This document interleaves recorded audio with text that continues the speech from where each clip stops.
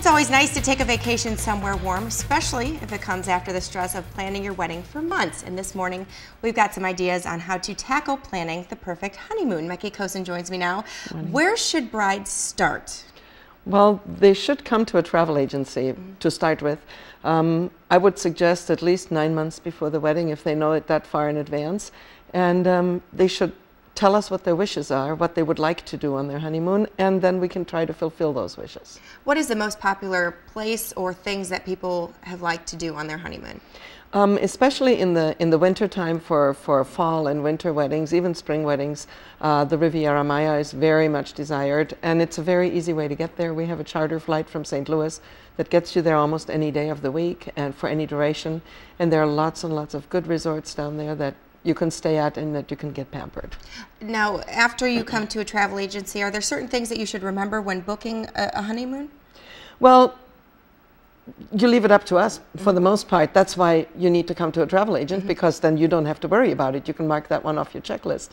But yeah, sometimes it's a good idea to take your certificate with you, because sometimes there are specials that you get some wonderful gifts or extra upgrades or something like that if you have proof that you just got married within the last 6 months. And it depends on what resort you're going to. Now, when people are planning, what are things that they need to remember to bring with them on vacation, especially if they're going overseas? Passport. Big, first most important thing, passport. And you know, the brides don't need to worry about changing their name, because as long as the name on the reservation is exactly like it is on the passport, they can travel with that. So, I mean, I know that they've gotten married last week or last month and they have a different name and they feel like they're Mrs. Whoever, but that's okay. It's just for documentation. Now, how long does it take to plan a honeymoon? It can be done very quickly, depending on what we can find. I mean, we've pulled some honeymoons together that left within weeks, but it would be nicer to prepare it a little bit more. But I know sometimes there's a time crunch and you don't have that kind of time. Now, with cruise ships like the Concordia that just went over, is that something that people should be worried about? No, no. That was a once in a, I don't know how many million times. Look how many cruise ships are out there and how many passengers are enjoying their cruises. This was basically a bad driver being taken off the road, you know, and it was a captain who was grandstanding, and he should have never been there. It was a terrible accident. It cost a lot of lives, and it shouldn't have happened. I agree with all that, but cruising is very safe too, and a cruise vacation is a very nice honeymoon too. So cruises can be used for honeymoons also? Oh, yeah. Do you see a lot of people doing that? We see a fair amount of people going on cruises. Some people are a little bit more adventurous and they go on a honeymoon to Europe or something where they're driving themselves or whatever. Everybody can do whatever they want to do, you know, what they have on their list of things to be fulfilled for their honeymoon ideas. All right, thank you very much for joining us, Mekki. We're going to talk a little bit about destination weddings here coming up in the next half hour. Welcome back to KHQA This Morning. It is seconds in front of 6:12. Back in 2002, Elizabeth Smart made headlines after she was abducted from her home. She was held captive for 9 months, but recently she has reason to celebrate. Elizabeth Smart tied the knot over the weekend at a private ceremony in Hawaii. Smart and her new husband, Matthew Gilmore, exchanged vows Saturday on Oahu's North Shore before family and friends. They plan to honeymoon at an undisclosed location, according to a spokesman. The pair got engaged last month and planned to get married in the summer, but moved up the wedding because of the media attention. Gilmore is a native of Scotland and met his bride while she was doing missionary work in France. Smart attends Brigham Young University and also works for ABC News.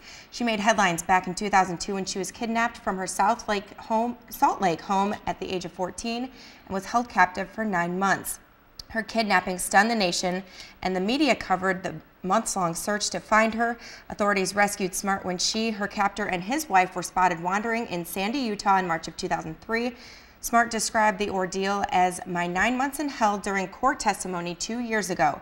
Her abductor, Brian David Mitchell, is serving life in prison for kidnapping and assault. So she planned a destination wedding. Mekki Kosin joins me now. Is this something that a lot of people do?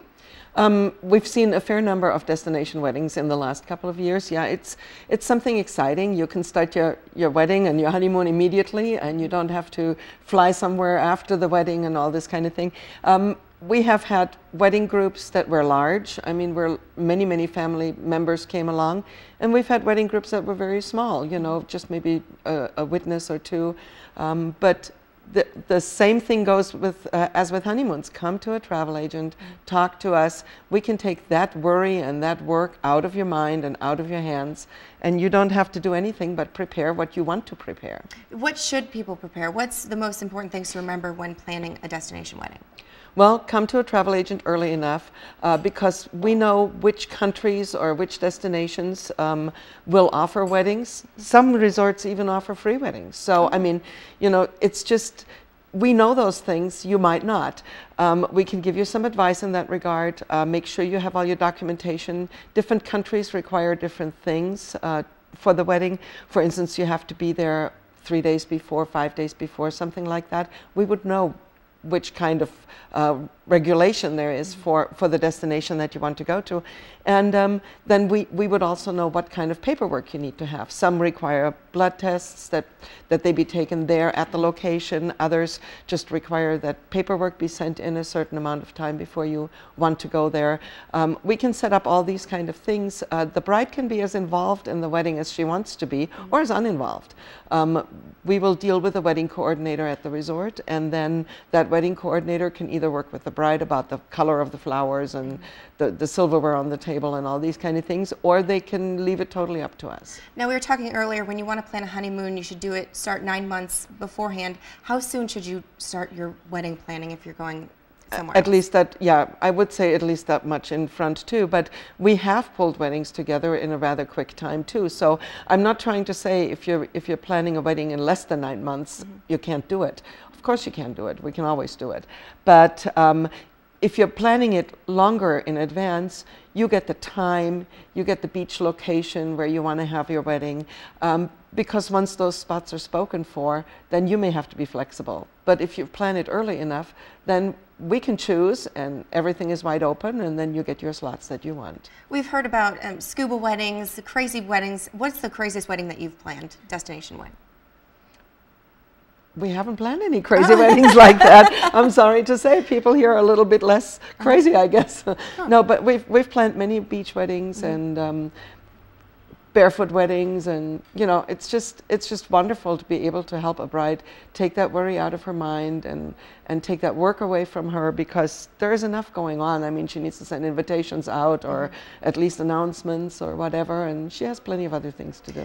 Price-wise, what's the difference in planning a destination wedding as opposed to the whole cost of a wedding somewhere around here? Well, that depends on how many people you want to invite. But we've had destination weddings that we've planned for people that were rather inexpensive, and once they figured out how little it was going to cost them, they decided to do that, rather than having a big wedding here and then going on a honeymoon, because the honeymoon was included in the package too. So. All right, thank you very much, Mecky. We're going to talk to you a little bit later on in the show. Now, welcome back. It is 6:42. That's a look through our right Tempur-Pedic Sleep Center camera. It's always nice to take a vacation to someplace warm, especially after the stress of planning your wedding for months. And this morning we have some ideas on how to tackle planning the perfect honeymoon. Mecky Kosten joins me now. What are some popular questions that brides come in and ask you guys? Well, where should we go? And our question back to them is, where do you want to go? What do you want to do? We can find the right destination for you based on what you're telling us.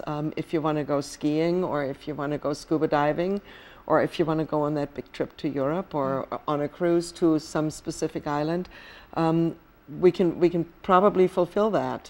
So there are no hard and right facts that you know every honeymooner needs to go here or there. Sometimes we have specials for honeymooners too. So it depends exactly on where the bride and groom want to go. Where's the most popular place that you tend to see people going? Right now, any Caribbean destination, mostly Mexico, because the Cancun area, the Riviera Maya area, because it's so easy to get to. Jamaica and the Dominican Republic are very easy to get to also, and so they're very good locations. And what I mean with easy to get to, from here, St. Louis, we have such luck. We have nonstop flights to some of those destinations.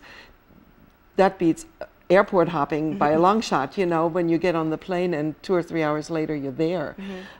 So it just depends on what a bride and groom want to do.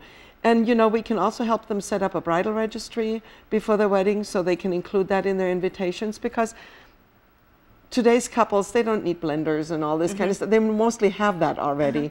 And so if somebody wants to give them a little bit toward their honeymoon or toward their destination wedding, we can certainly take care of that. What should brides remember when they're coming in to talk to you guys about their honeymoon or about anything travel-wise? Well, they need to tell us their dreams, and they need to tell us a little bit about their history so we can match them to the right resort or the right cruise ship or whatever. That's why it's so important to go through an agency. We have the tools at our fingertips to send you where you want to go, but first we need to find out where that is. And sometimes people get so overwhelmed by all the destinations that are offered out there. I like to sit down and talk to people. What do you normally do when you go on a vacation? Where have you been? Do you have a passport? Those kind of questions, you know, and that would probably eliminate some things really quickly. And that passport is very important if you're going anywhere outside of the United States. How soon should you get that process going? Should get that going now. Right now, it doesn't take a long time to get the passport applications approved and get your passport back. I think we've seen something like around 3 to 4 weeks. But, you know, we had a government shutdown at some time ago, and it took 9 and 10 months for passports to get through. So it's good for 10 years. Also for people that have passports, make sure you look at that passport and see how long it's valid, because different countries and different areas in the world require different lengths of passport validity after your trip. So it's important to talk to a travel professional about that too. When packing for a honeymoon, when you're going outside of the United States, what are some things that you should remember to bring aside from your passport? Pack light. No, well, if you're going to a beach vacation or something like that, definitely don't forget your sunscreen. That could be a real bummer. And lots of fun clothes, you know, that you have to pack according to where you're going. If you're going on a trip to Europe and you're going to the opera in Vienna while you're there, I mean, yeah, you need to dress the part. But if you're going on a beach vacation, you can leave that gown at home. So it's just, we can talk about what you should pack and what you shouldn't pack, definitely. And we normally tell that to our clients. And some resorts offer specials if you're recently married, so also your certificate? Upgrades, yeah.